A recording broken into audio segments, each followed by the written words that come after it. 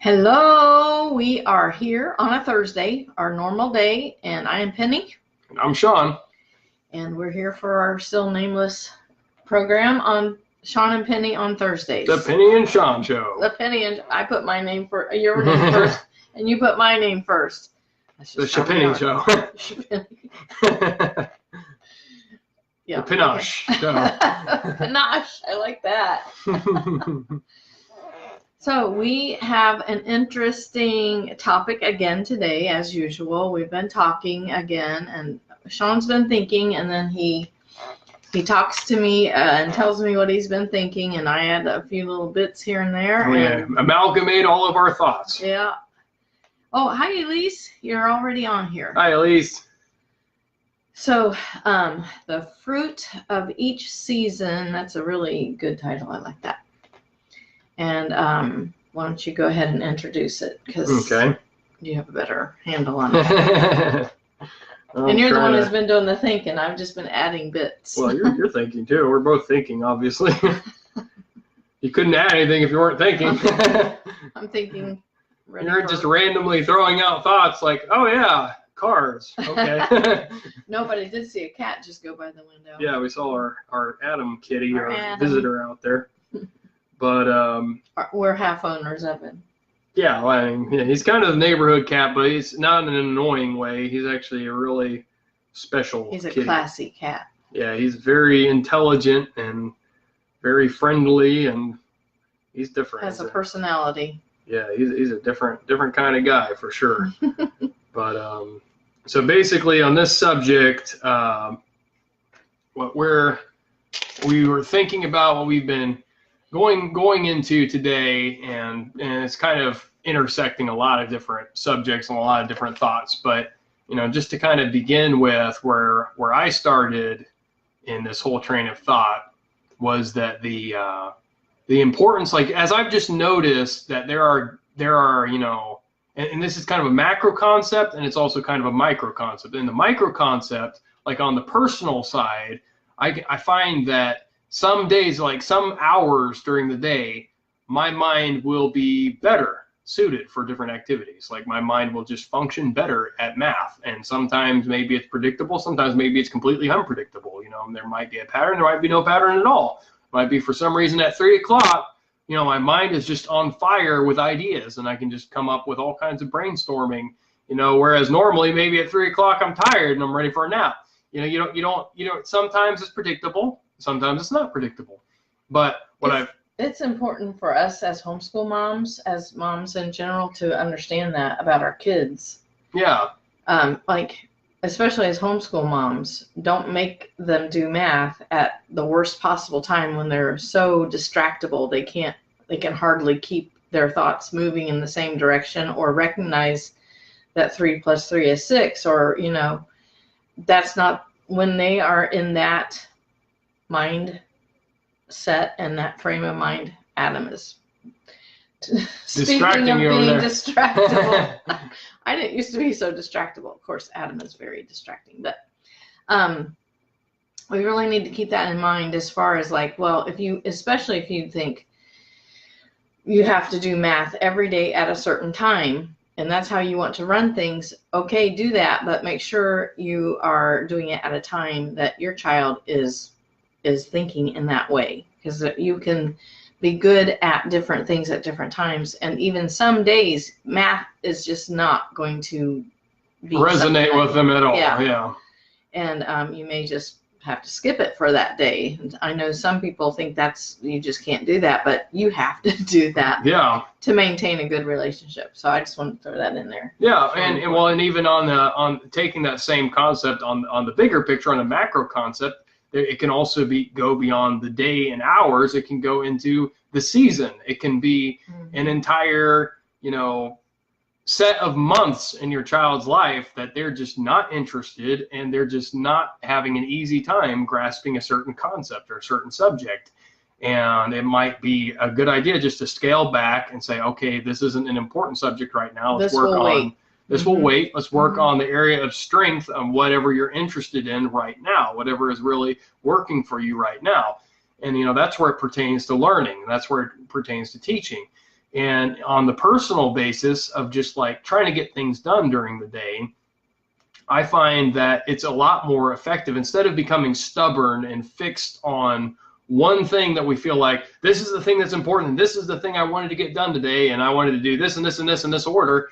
It actually makes a lot more sense to observe for yourself the way that the day seems to be flowing, the way it seems to be working for you, how your mind is working. So instead of having this, point A to point Z, plan A, B, C, D all the way down, and this is how it's all going to go step by step by step. Hold yourself to the fire and hold yourself accountable for that. Instead, have a series and a set of different things that would all be good to do that day. That would all be things that would bring genuine progress. Would be something that would be good for you to have done that day, and set your priority so that any of those things can be the first thing you do, and any of those things could be the ones that you get accomplished that day, so that you really just allow yourself to flow into it, and don't second guess and don't overthink it. As you feel the inclination, as you feel that the day is kind of driving your thinking and driving your effectiveness into one of those certain subjects or activities, go into it. Work on that project, work on that thing.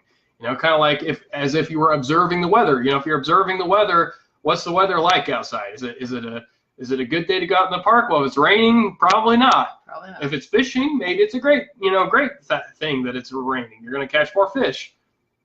Okay. All right. We'll see you in a little bit then. And so there's this thing about being able to take environment and take even our own the things about ourselves that we can't change, or that are kind of hard to change, kind of difficult to alter, and instead of trying to go against the design, instead of trying to make things harder on ourselves, actually paying attention to what is the fruit of this season. So in that whole analogy, the fruit of the season, well, if you're in winter and you're trying to find blueberries, you're going to have a very hard time. Maybe you'll find blueberries somewhere, but you're going to have a much harder time if you go to find them when they're in season. So it makes a lot more sense to mind the season and pay attention to what's the low-hanging fruit, what's the thing that's really just available there because of the time that you're in, and find and seek out that abundance of opportunity, that abundance of where you don't even have to try that hard, and you're going to get a lot of benefit in that moment instead of just like pounding yourself against a wall. It just makes a lot more sense to flow, like Bruce Lee said, be like water. You don't want to be the rock, you want to be like water. Water wears down the rock. You will find a way around the obstacles and you will get to where you need to go. Whereas if you're rigid and you try to insist on this is how this day has to be and this is what I had planned and what I was going to do, when you're stubborn about your expectations of this is what I wanted out of the day and this is what I wanted out of myself, you just end up with more frustration. You end up with more difficulty. So it makes a lot more sense when you can slow yourself down and pay attention and observe around you the moment, and then it allows you to do two things. That allows you to both really appreciate the details and the things that are going on in the moment and enjoy the day as it's actually happening. Yeah. Be present in the moment. And it also allows you to zoom out and get a bigger picture about where you're actually going. Because maybe what you had so determined in your mind of this is what I needed to get done and this is what needs to happen, maybe that wasn't really that important after all. Maybe there's actually other things at play that actually change the entire scenario. It changes the whole ball game, and if you're not paying attention, you're not opening your eyes up to it, you can miss that. Yeah. So, back to the Ferris Bueller, life moves fast. And if you don't stop and look around once in a while, you're going to miss it.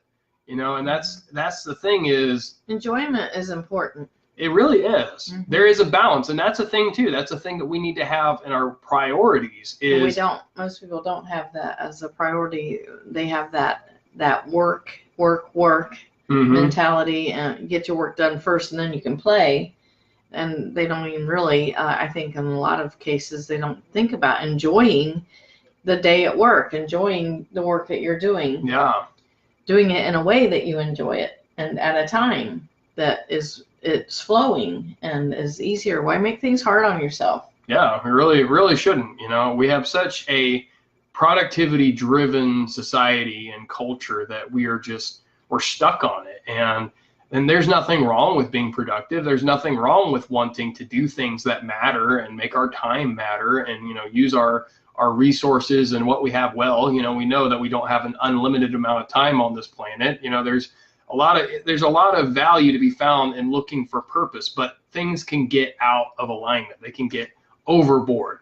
You can miss the fact that we're not just supposed to make things projects. You know, we're supposed to have a relationship. We're supposed to have a relationship to ourselves and to our family and to the world around us. And those relationships are really more valuable than the projects that we get done, and more important than the accomplishments that we have. And we can become so overweighted on the value of having a good work ethic or being productive that we lose sight of the fact that our value isn't based on what we've accomplished. And we can become so stuck in a rushing mentality and mindset of trying to get as much done as possible in one day and trying to squeeze as much value into one time that we don't really live in any of it, and we're not really getting quality out of any of it. And we're missing things that are totally important because we're just conditioning ourselves. When you live in haste, when you live in a rush and in a hurry, you are programming yourself with the belief, with the value in practicality. You know, whether or not you consciously agree to this, but your actions are programming yourself to the practical view. Your practical philosophy is actually that is more important that you get a bunch of stuff accomplished than that you had a good day, than that you really got closer to your family, that you really had more quality relationships, that in the bigger picture that you're really moving towards something that really matters, that you became a happier person today, that you became more of, you know, and a healthier person today. You know, those kinds of things get completely left out because we put so much emphasis on the rush, on the hurry.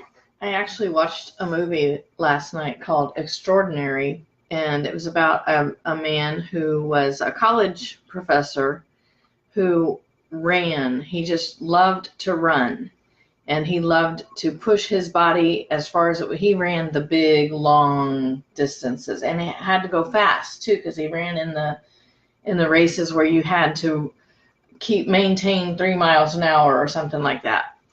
And he went from California all the way to New York City. He ran all that way in like 64 days. Wow. And he was in a race that did that. And running was like the very most important thing in his life. And he was a good teacher too, but he had his students run too. And that was just like number one in his life was running. And his knee was really in bad shape, bone on bone.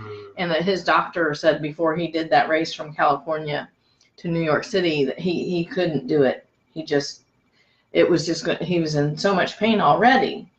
And he said, you won't be able to run like this anymore. And he just ignored his doctor, and he just went and made it through all the pain and everything. It was really hard on him. But his wife did not want him to go. She had already lived through all those years of him putting running above his family, he had two children, a son and a daughter. And he had missed out on just about every special thing they did because he was off somewhere running. And she couldn't go because she was taking care of the children. So she felt like, it took him away from her and the kids. So running was just it. And she really felt like he loved it more than he loved her. And he was so hyper focused on that he went and did that last run, and he was hobbling by the time he got to New York City because his knee was in such bad shape.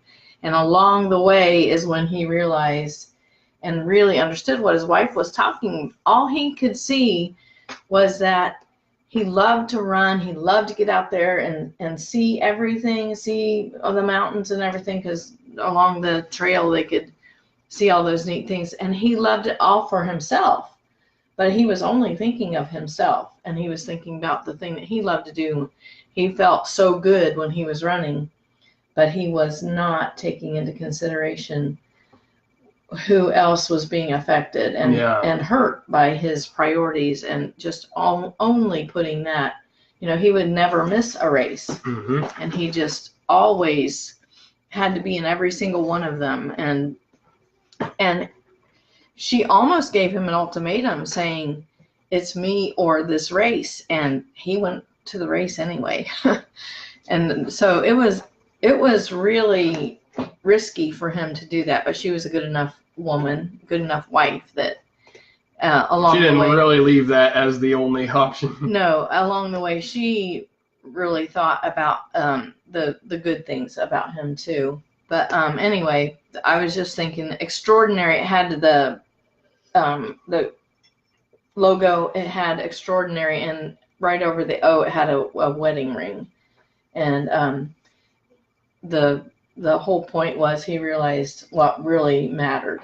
The extraordinary thing was his wife and children, and not everybody considered him so extraordinary because he did those extreme runs and pushed himself to the limitations of where he almost died. Capability. Yeah. And his heart was beating really hard at one point. He fell and his heart was beating. You could just you about hear his heart, and his leg was about done, and he still wasn't there, and he still ran another 30 miles that day and finished it up. But he was ready. He called his wife 2 days. He had 2 days left in the race, and he said, I'm just going to come back home. And she said, no, I don't want you to quit. And so it was a really good movie. I watched it in the middle of the night last night. Maybe that's why I'm tired. But anyway, that shows that, we've said before, people are more important than projects. Yeah.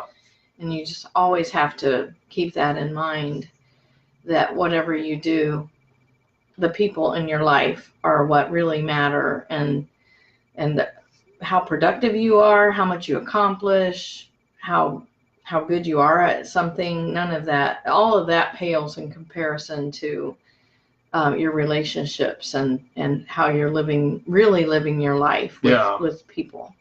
And you are not your talents. Your talents are modes of expression. They're things that can express who you are, but they are not who you are.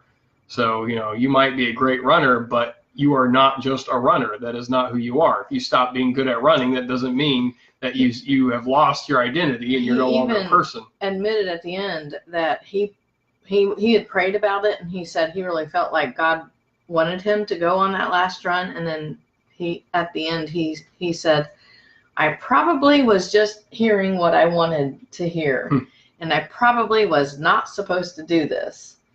But I thought it illustrated a lot of good concepts. Yeah, and that's an important thing, is being open and flexible to learn and change. And what's so important is that we, not that we do everything perfectly, because we're not going to do everything perfectly. Yeah, tell one more thing. It was based on a true story, and then it showed the real people, and they had been married 45 years, and everything was good, and he, of course, wasn't running anymore, but they ended up having a really good life together. So it was based on a true story. It really did happen. Yeah, and that's really the important thing, is coming to the point that we can grow and change as we need to. All growth is going to require change.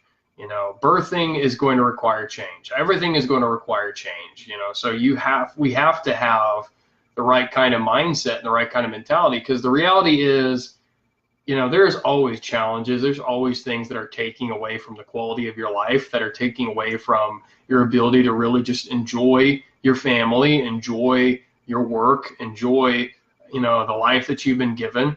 And enjoyment, again, that really should be a value. That really should be important to us. It shouldn't just be like, well, I did all this stuff, but then if you didn't enjoy it, what good was it? To leave that as like, well, if I happen to enjoy it, all right, but the main thing is get the work done. Yeah, because okay, let's say you got an entire, let's just say in one day, you got an entire load of all kinds of stuff done in one day, but you didn't enjoy it all day. How are you going to feel really at the end of the day? You might think that you're going to be like, all right, I got all this stuff done. But you know as well as I that as a human being, you're probably actually just going to feel frustrated, and you're going to be kind of trying to lie to yourself and try to say, well, this was a good day because I got all this stuff done, but you're not really going to feel it. Not deep within yourself, you're just going to feel some warm. feelings of resentment somewhere. Yeah, there's going to be some resentment in the back of your mind, and unless you were really enjoying it as you were doing it, unless it was really an enjoyable life, a fulfilling life that you were living in that day. So it's very important that we do make enjoyment a high priority, that we do make living with fulfillment in the moment and in what we're doing. Because if you don't enjoy it now, when are you going to enjoy life? Yeah, if you're not going to start feeling fulfilled until after XYZ, well, what if X, Y, and Z never happens? What if you live your whole life and you never were fulfilled and you were never have acquired a certain amount of money in the bank or have a certain whatever? Yeah, you know, we're not guaranteed tomorrow. Nobody knows whether they're going to live tomorrow or not. So make the most of today. Take and live today to the hilt. You know, life really is an adventure. It's not meant to be predictable. It's not meant to be something that we can plot out the entire, okay, here's plan A, here's plan B, here's plan C, and things are going to happen according to our plans. Like, the reality is plans are going to fail. And they're guesses. Yeah, they're guesses. See, just and guessing. Educated guesses. And there's a definite purpose for plans. The definite purpose for plans is developing the kind of mentality, the kind of understanding, growing a vision for what you're doing in, you know, whatever the situation is, whatever the subject is that subject matter that's involved. It's processing and it's digesting that information so that you can then, when you hit the ground, you can hit the ground running. You have a better idea about what you're really doing, and you can live with less just like being baffled and overwhelmed. Like, I don't know, you know, there's so much going on here that I wasn't even prepared for any of this. So the purpose of planning is really to prevent that from happening. You don't go into shock. But the reality is, living with this idea as if our plans are actually supposed to happen, that's delusional. Like, anybody in business or in the military, anywhere, you know, that especially those that have to deal with the most harsh realities, plans. And then they always live that flexibility, knowing that nothing's going to go according to plan. Yeah. Like, that's situation normal. Everything's messed up. That's how they look at it, how they see it. So life. Yeah. So the whole people.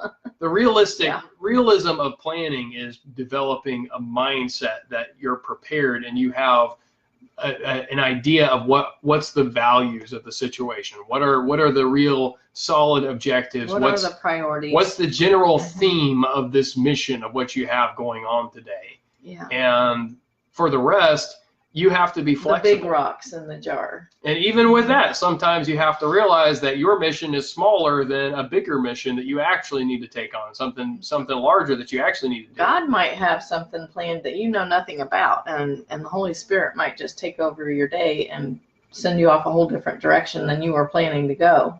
Yeah, and all kinds of things can happen in the world that you never anticipated, you never expected to happen. So what should our attitude be toward change? We should learn to love change.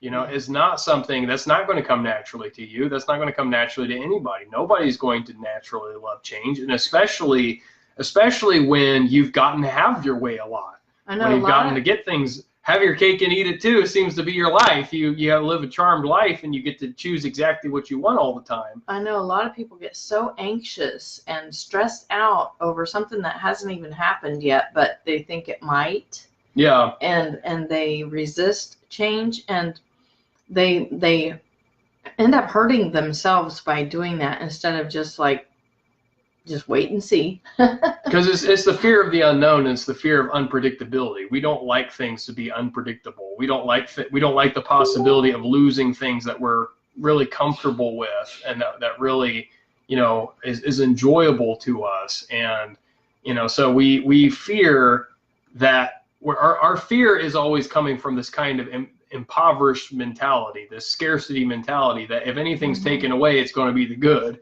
and if anything's added, it's going to be the bad. And because that's our expectation, and because we're constantly in a defensive posture, trying not to lose what we have right now. We're clinging to what we have right now. We lose the opportunity that's there all the time, that we're supposed to grow. We're supposed to change. Human beings were made for adventure. We can't stay in the womb. No, we can't, and we have to molt out of our shell. You can't grow too attached to your shell. Your beliefs, your opinions and thinking right now, they are good enough to get you to where you are today. But if you want a better tomorrow, if you want to get past the irritations, if you want to get past the hindrances where you can't seem to get past this level, you can't seem to, this person is always able to get on your nerves somehow. So this kind of situation constantly causes you to react. That kind of change is very important. To anything that anything that brings a reaction out of you, anything that brings a reaction out of you every time, causes you to react and to live out of a reactionary mindset, that thing has enslaved you. That thing has taken control. You have given control of your will over to impulse and reaction. And so, if it's your enemy, if somebody, you look at them in an adversarial kind of view, they get you angry, then they have just dominated your mind. They've just dominated the space. You now have this space in your mind that's dedicated to being angry at that person, that's being dedicated to assessing the threat of this other person against you. Which, and more likely than not, there's probably nothing all that serious. There's probably nothing even all that important. That's why God commands us to forgive, because it hurts us when we don't forgive. It's unhealthy. At the end of the day, other people don't need your forgiveness. You need to forgive because you need it. You need to forgive them, and you need to forgive yourself for being hurt, for being vulnerable, for being, having the wrong expectations. And when you can do that, you have freedom and you have flexibility to move forward and go beyond that situation, but not until there is real acceptance, not until there is real forgiveness. And so it's vital that we have that flexibility to change and that embracing of change, that we understand that back to our roots, human beings, we have always been wanderers. We've always been adventurers. That's our roots. That's back to the beginning. That's what we've always done. And our world of comfort right now, our society that has allowed us to have this illusion of safety, this illusion of comfort and ease. The thing is, because we were designed to live in a very tough world and to really, to constantly be dealing with change and things happening differently and challenge, we were wired to seek out comfort, because that comfort would give you an edge. If you could have some comfort tonight and actually get a good night's sleep, you're going to do better tomorrow. You're going to be more well rested and be able to handle more. Plus, if you can find more leisure time, if you can find more time at ease, you can develop more of your higher levels of thinking, creativity and more self-actualization. You've gained more freedom of choice when you have more time to think about it. So comfort was something. Leisure was something that we were wired to seek. Now we have nothing but that. John Adams and John Quincy Adams, do you remember one of them said to his children that he did the fighting and stuff that he did so that his children could have the leisure to do the artistic things? And do you remember that? I'm not sure which one of them it was. Yeah. But. So it is something to strive for, to get to the place of enjoyment and leisure, and enjoy the journey and the time that you're doing the work, but at the same time realize that there is work to do, and then there is also that we need to have the time to relax and recreate, to be able to be all that we're supposed to be. Yeah, it's important to always be looking at life and finding things in more of looking at it more as a holistic thing, that it is all related, interconnected, that life is complex. Everything is really tightly woven together and threaded together. And so you have to really fine tune and work on that balance. realize where we have the stronger tendencies, realize where society pushes us harder, and where, for instance, where it comes to areas of abundance where humanity hasn't traditionally had this kind of abundance. We haven't had the abundance of leisure that we have now. We haven't had the abundance of comfort. We haven't had the abundance of safety, and we haven't had the abundance of opportunities. And the result is, with so many opportunities, with so many choices, it requires more strength of mind and more intelligence, more focus on which opportunities are we going for. With things that we are already cognitively biased toward, like, just physically, your brain, sugar, sweetness. We are cognitively biased. Our brains are biased toward wanting sugar, because in the natural world, before we got all of these, sugar plantations, before we had access to all of this stuff, it was rare.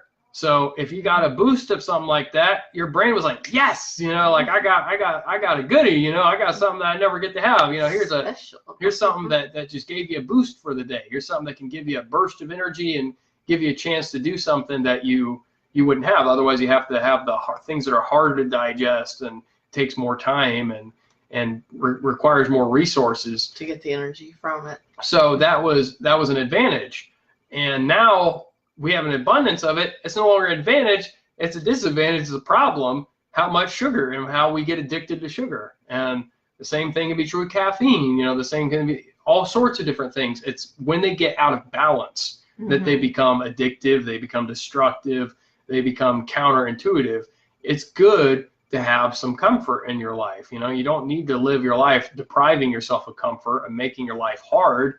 But if you are living in nothing but comfort and you can't ever get away from your comfort, you can't see the need to get outside of your impulse, get outside of just what you feel like, what you want, your body's going to drive you to more comfort. Your body's going to push you to more comfort, but you don't need more comfort. You need to go work out. You need to go do something else. You need to do something to help somebody else. You need to be challenged. You need to be grown. You need to go and experience change. We have access to keeping things the same way for extended periods of time, and that's a result of having so much infrastructural power and having so much just wealth and abundance in our society. We can stay the same way for a very long time. So it's as if we're getting to defy gravity, because it takes a very long time before the ball finally falls. But what goes up must come down. Eventually you do deal with the consequences. If you don't deal with it now, you will later. And what's worse is there's going to be more structural integrity issues, because it's like if a peach could just stay up there on a tree forever, well, whenever it does finally come down, it's all rotted on the inside. It's going to fall apart.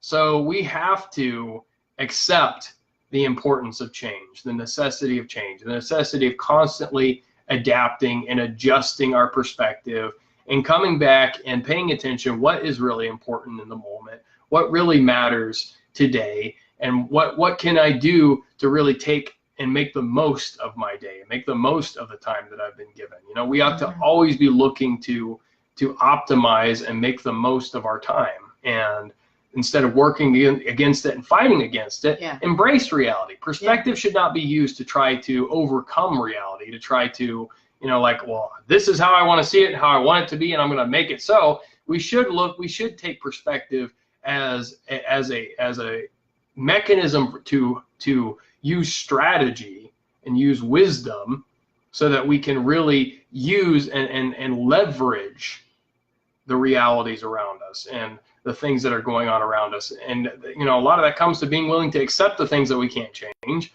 and being able to take responsibility for the things that are hard to change and that are difficult to move forward, and just embracing that, that we're on an adventure. Yeah, you can work at it and get to the place where you look forward to change and you look forward to doing something different and new things that are coming, even if it is unknown, even if you're not sure what's going to happen next. Just trusting God for one thing, and just knowing that that's how you're made. You're made to be challenged. You're made for change. Yeah.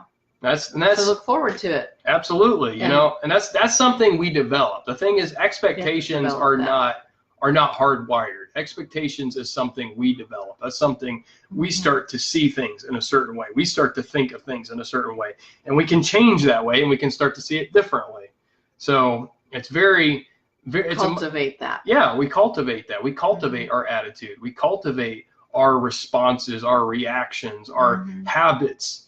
And what is your knee-jerk reaction to situations? Our knee-jerk reaction to change should be to embrace it. Should be excitement, like, oh, what's this? Instead of no change. And you're probably going to grow and expand and go into your real true calling and your greatness that's been hidden inside of you. I mean, that's the way to look at it, really. Yeah, absolutely. So it's good is coming. Absolutely. And one of the things that implies and that requires too is that you are always willing to be humble and always willing to be wrong. To know that you're always just optimizing. You're always just trying to do better than what you did before, and that it's okay. It's okay to be wrong, because the point is trying to improve and get to a further along point. The thing is to shed that shell, shed the last, yesterday's thinking and lose get to a higher beliefs level and move into what you're closer to the truth anyway. Yeah, find the things that are more effective, that are getting you closer to the point of what you're really wanting to be and what you want your ideal life to look like, how you actually live the best version of yourself every day. You work toward it, you move toward it, and you don't live in this sense of like, oh no, what if I'm wrong, or oh, I guess I'm wrong again. You live in a sense of, okay, I want to see where I'm wrong. I want to see where the flaws are, because I want to get to the next incarnation. I want to go to version 2.0. I found out all the ways that you shouldn't try to build make a light bulb. Yeah. Yeah. Yeah. It's always incremental and steady improvements, and it's always living with a constant awareness that, it's a beautiful thing that we're always growing. It's a beautiful thing that the purpose isn't perfection, but growth. The purpose is to continually live a better life than what we lived yesterday. To continue to look at it and in a bigger picture, to have a greater impact on those that are around us, to make more and more of a preparation for those that are going to come after us, to give them a better foundation, to give them to have legacy, something that after we're gone, we know that we did the best we could to leave behind a solid fixed point that they can get back to, and they can use to stand themselves up and go faster and farther than we did. And a decision that we make to whether we decide to just stay in our shell or really go out there can affect the future generations in such huge ways. Yeah. So we have to really be thinking about that too, not just our little lifetime and things that are happening in our time. Yeah, all of this is about perspective, and it's being able to get outside of your own head and being able to pull yourself out and look into the moment itself and look into what's going on itself and compare it, contrast it with the big picture of everything else that's going on around you, and think about the generations, think about those that were before you and those that are coming after you, and zoom in on the moment and think of the good things in the moment, and learn to dissociate yourself from old patterns of thinking and just something that you're feeling right now. Okay, well, you're feeling that right now. You are not that feeling, you're just feeling that. You might be feeling anger, but that doesn't mean that you're anger. You don't have to choose to identify with the feelings that you have and with old ways of thinking. You can recognize them, you can improve, you can change, you can grow, you can have a better day today than you had yesterday and a better day tomorrow. And be a better person. Yeah. Great. I think we covered all the topics. Yeah, I think we did. We had to tie all that together somehow, and I think Sean did a great job. So I hope you can come back and watch the replay, Elise, and anyone else who comes across this on Facebook somewhere along the way, and I'll probably put it on my YouTube channel, which I'm starting now. You can find Sean at... Well, you can find me on my author page on Facebook, which is How to Be an Internal Success, which is Facebook @ thing is like Sean Cameron D, I think. And You can also find me on Instagram at I am steadfast1. That's the number 1. And yeah, that's most of the things you can find me on. He's writing his book, and I have a blog at pennydouglas.com, and I'm also starting on a new blog too that's dedicated to homeschooling, because I have all kinds of stuff on my blog right now. I need to separate things out a little bit. But we are all over the internet.